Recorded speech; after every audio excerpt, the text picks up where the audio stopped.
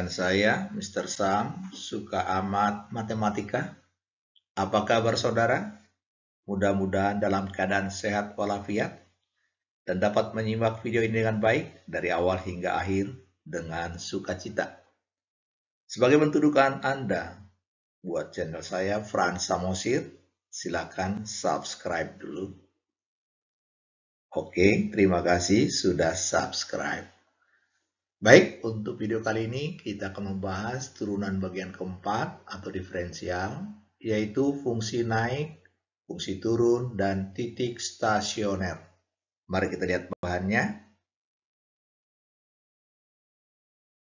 Kompetensi dasar untuk pengetahuan menganalisis keberkaitanan turunan pertama fungsi dengan nilai maksimum, nilai minimum, dan selang atau interval, kemonotonan fungsi, serta kemiringan garis singgung kurva.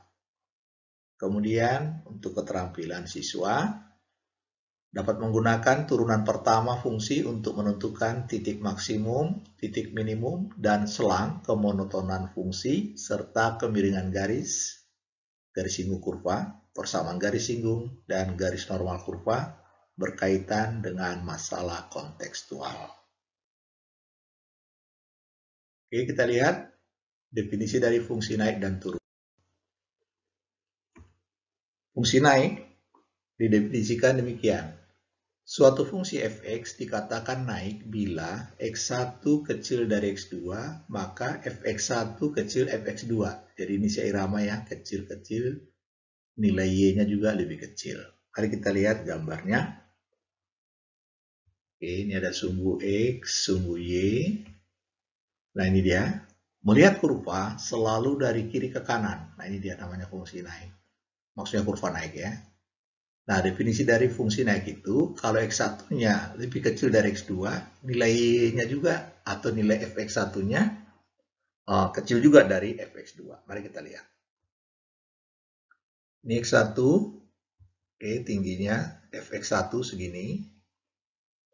Kemudian x2. Nah, kelihatan x1 kecil x2, kemudian fx1-nya juga kecil dari fx2. Oke, lihat gambar. Ini notasinya, x1 kecil x2, maka fx1 kecil dari fx2. Sesuai definisi yang di atas maksudnya. Sekarang kita mau memanfaatkan turunannya.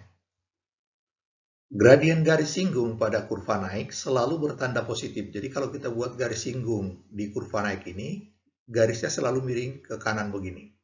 Sehingga sudut yang dibentuk juga sudut lancip. Karena gradien itu kalau didefinisikan dengan sudut, bahwa gradien itu adalah tan alfa. Alfa itu yang ini. Sudut antara sumbu X positif dengan garis. Jadi sudutnya lancip berarti tan, nilai tangannya juga bertanda positif. Jadi syarat kurva naik atau fungsi naik, f aksen x lebih dari 0 atau positif.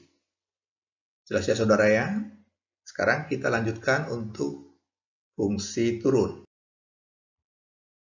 Definisi suatu fungsi fx dikatakan turun bila x1 kecil x2, maka fx1-nya lebih besar dari fx2. Kita lihat gambar lagi. Sumbu x, sumbu y, ini dia kurva turun. Melihat kurva sekali lagi dari kiri ke kanan. Oh, ini turun. Nah, x1, kemudian fx1-nya di sini posisinya. Kemudian x2 di sebelah kanan berarti si x2 melebihi dari x1, tapi tingginya lebih kecil dari fx1. Sesuai definisi ya. Nah, lihat gambar. X1 kecil x2, maka fx1 besar dari fx2. Sesuai definisi. Gradien garis singgung pada kurva turun selalu bertanda negatif. Nah, perhatikan garis singgungnya ini. Sudutnya ini tumpul. Antara sumbu X positif dengan si garis, berarti tan dari sudut tumpul bertanda negatif. Jadi syarat fungsi turun f aksen X kecil dari 0. Oke, kita lanjutkan. Contoh, tentukan interval X sehingga fungsi fx naik dan turun. Oke, ingat kembali bahwa ini sebenarnya parabola. Ingat cara menggambar kurva parabola? Kita buat y-nya 0, kita faktorkan. X-1 kali X-5 sama dengan 0, ketemu X-nya 1 dengan 5. Berarti titik potong terhadap sumbu X 1,0 dan 5,0. Kemudian sumbu simetrinya rumusnya min B per 2A. 6 bagi 2, 3. Jelas ya? Atau lihat dari sumbu harga X ini. Kalau lihat dari harga X, caranya dijumlahkan bagi 2. 1 tambah 5 bagi 2 berarti 3. Kemudian Y-nya didapat dari hasil substitusi 3 ke soal semula. Oke, ketemulah hasilnya negatif 4, puncaknya 3, negatif 4. Kita lihat sketsanya. Nah, ini tadi ada 1,0, ada 3 sumbu simetrinya, kemudian 5, 5,0, sketsanya gini. Kalau kita lihat kurvanya dari kiri ke kanan, ini turun, berhenti, kemudian naik. Berarti intervalnya udah ketemu. Fungsi naiknya kalau X-nya itu lebih dari 3, naik terus dia. Kemudian ini posisi turun dari X kurang dari 3. Nah, itu kalau secara sketsa. Tidak efektif tapi kalau hanya untuk menemukan jawaban ini. Sehingga digunakan rumus yang tadi. Mari kita perhatikan cara turunan. Oke, ini soal yang sama. Syarat naik f aksen X lebih dari 0, turunkan 2X kurang 6 lebih dari 0. Pindah ruas, bagi 2, ketemulah intervalnya X lebih dari 3 kalau untuk naik. Kemudian boleh langsung sebenarnya untuk turun kebalikannya. F aksen X kecil 0, kalau diikuti langkah-langkahnya persis sama, cuma tandanya kecil 0. Oke, ketemu saudara. Baik, kita akan bahas contoh lagi supaya lebih jelas. Tentukan interval X sehingga fungsi fx, X pangkat 3 kurang 6X kuadrat tambah 9X tambah 12 naik dan turun. Oke, jawab. Syarat naik f aksen X lebih dari 0. Kita turunkan. 3X kuadrat kurang 12X tambah 9 lebih dari 0. Perhatikan koefisiennya bisa dibagi 3. Oke, kita bagi 3. Kemudian kita faktorkan. Kemudian kita buat garis bilangan. Pembuat nolnya 1 dengan 3. Ingat tidak ada sama dengan berarti harus kosong. Nah, satunya kosong dikasih warna putih. Oke. Kemudian koefisien X kuadrat bertanda positif. Berarti ini plus min plus. Karena diminta besar 0, berarti daerah positif kanan. Kemudian satu lagi ke kiri. Jadi jawabannya adalah X kecil 1 atau X besar 3 untuk naik. Sekarang untuk turun, F aksen X kan kecil 0. Berarti tinggal mengambil jawaban yang satu lagi, yang bertanda negatif. Boleh dilangsungkan karena satu paket. Jadi turun 1 kecil X kecil 3. Istilahnya 2 in 1. Oke, jelas ya saudara ya? Kita lanjutkan. Titik stasioner atau titik berhenti. Ada 3 jenis titik stasioner. Yang pertama titik balik maksimum, yang kedua titik balik minimum, yang ketiga titik belok. Nah, mari kita lihat sketsa ini. Ini kurva dari kiri ke kanan naik, berhenti, turun, berhenti, naik lagi. Nah, ini namanya titik stasioner. Naik, berhenti, turun, berhenti. Ini juga titik stasioner ya. Ini namanya titik balik maksimum. Posisi dari naik, berhenti, turun itu maksimum. Kemudian posisi dari turun berhenti naik itu adalah titik balik minimum. Kemudian syarat titik stasioner F aksen X sama dengan 0. Kalau kita ingat tadi gradien itu adalah F aksen X berarti dia sejajar sumbu X. Nah ini dia gradiennya 0. Oke, sekarang untuk menentukan jenisnya titik balik maksimum itu tandanya gradiennya berproses dari kiri ke kanan itu. Lihat naik positif berhenti 0. Kemudian turun negatif. Nah, ini dia, positif, 0, negatif. Kemudian titik balik minimum dari turun berhenti naik. Oke.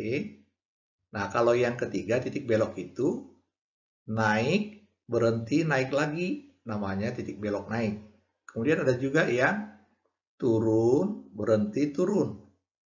Namanya titik belok turun. Oke, kita lihat sketsanya. Nah, ini dia. naik, berhenti, naik lagi. Nah, ini namanya titik belok naik. Kemudian turun, berhenti, turun lagi. Namanya titik belok turun. Oke, jelas ya. Sekarang kan kita bahas titik stasioner dan jenisnya. Beberapa contoh.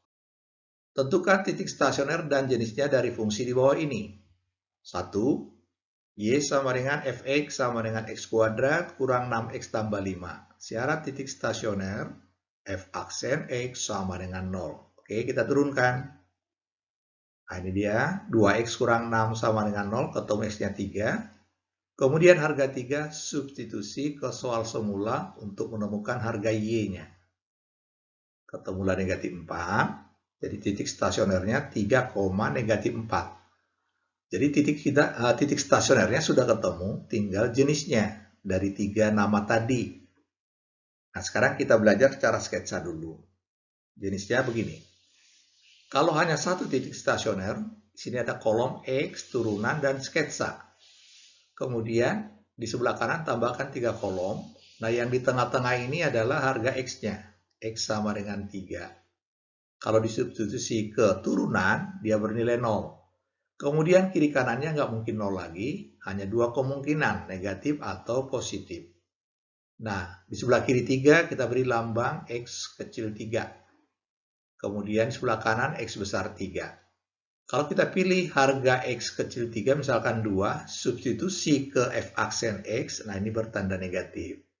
Kemudian di sebelah kanan 3, misalkan angka 4, masuk ke sini, bertanda positif. Nah, kalau kita sudah hafal negatif 0 positif, berarti jenisnya adalah turun, berhenti, naik. Nah, kalau lupa dibantu sketsa. Turun, berhenti itu datar, dilambangkan datar, naik ke kanan. Jadi kurvanya itu melengkungnya begini. Nah, berarti dia punya titik balik minimum. Kalau tanyakan nilai minimumnya, jawabannya yang Y. Y minimum adalah negatif 4. Oke, kita lanjutkan. Contoh yang lain. Min X kuadrat tambah 8X tambah 10. Sama langkah-langkahnya, kita percepat, turunkan, ketemu harga X, substitusi, ketemu harga Y. Jelas ya? Berarti titiknya 4,26. Sketsa lagi. Oke, 0. Yang kurang dari 4, angka 3 misalkan. Min 2 kali 3, min 6. Tambah 8, positif. Sebelah kanan 4, misalkan angka 5. Min 2 kali 5, min 10, tambah 8, negatif. Naik, berhenti, turun. Nah, ini naik, berhenti, datar, dibuat gambarnya turun. Jadi melengkungnya begini. Berarti ada titik yang paling tinggi. Berarti jenisnya adalah titik balik maksimum. Mantap. Kita lanjut contoh yang lain supaya lebih jelas. Y sama dengan Fx sama dengan X pangkat 3 tambah 5. Jawab, turunkan. Turunannya X pangkat 3, 3X kuadrat. Ini konstanta 0. Bagi 3, langsung 0 berarti.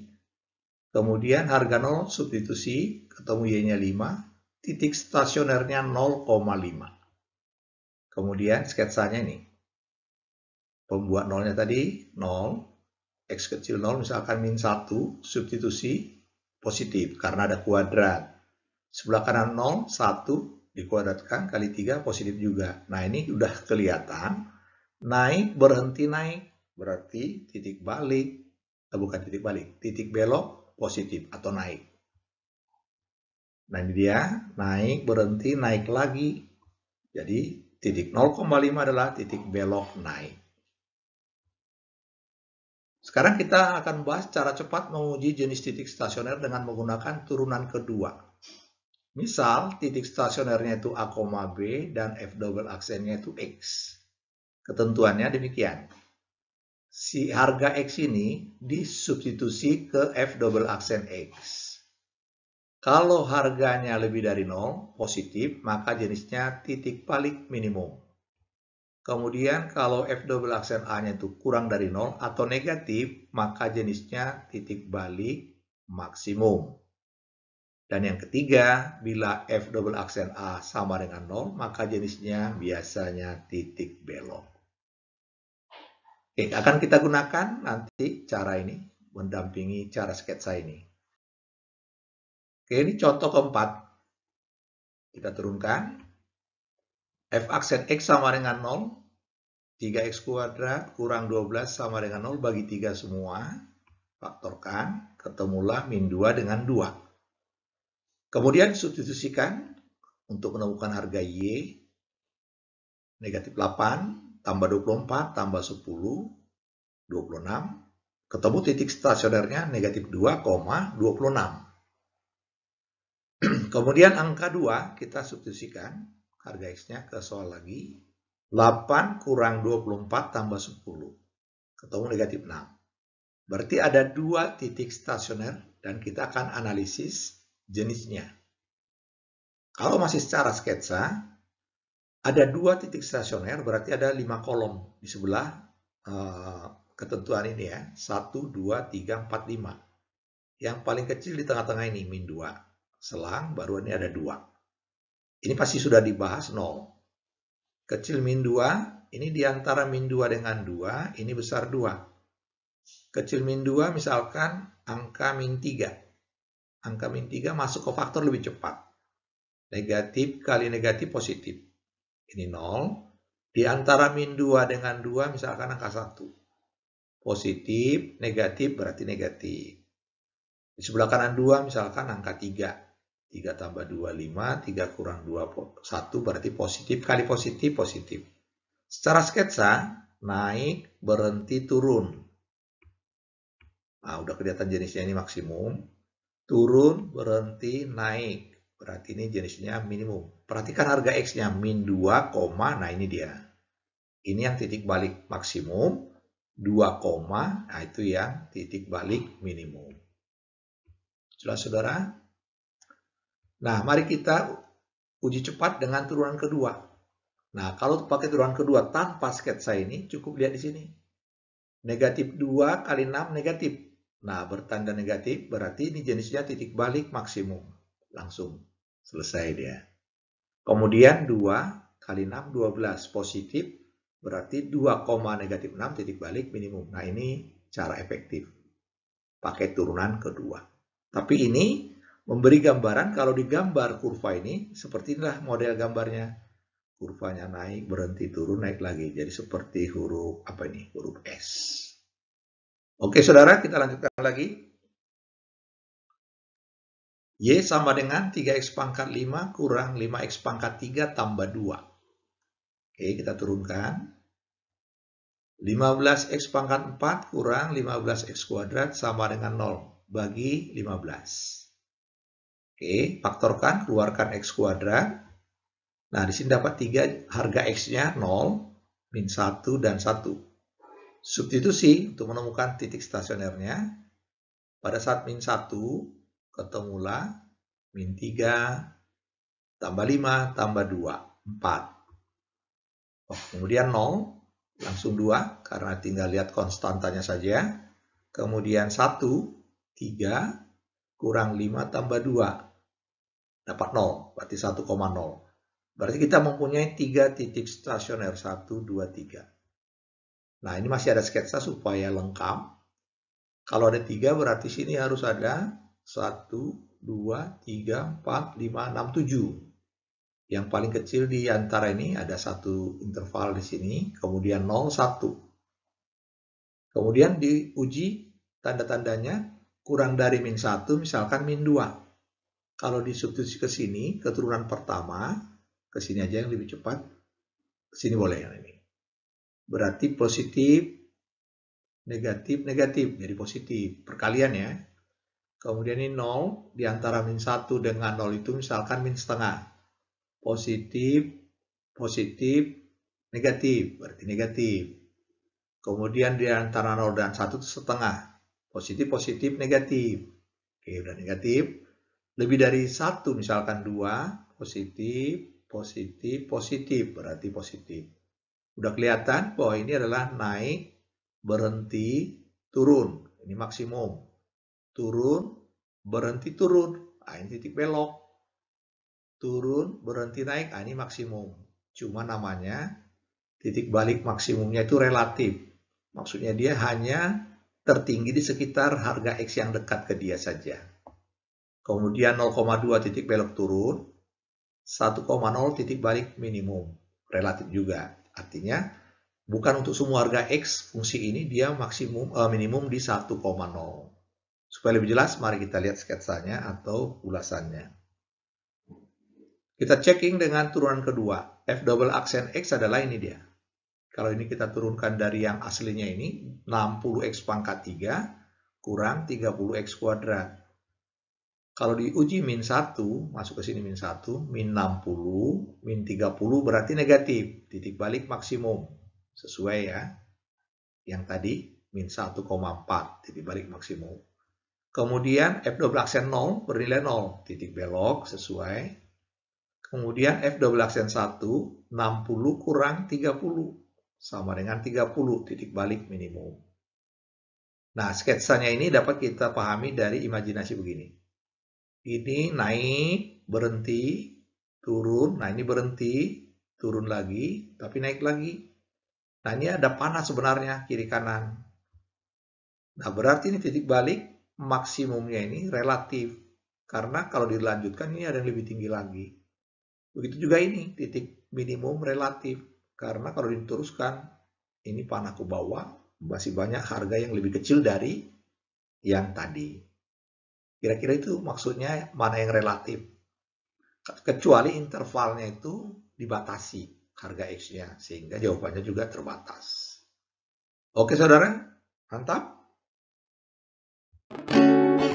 Oke, sudah berakhir bahannya. Ini ada latihan atau evaluasi.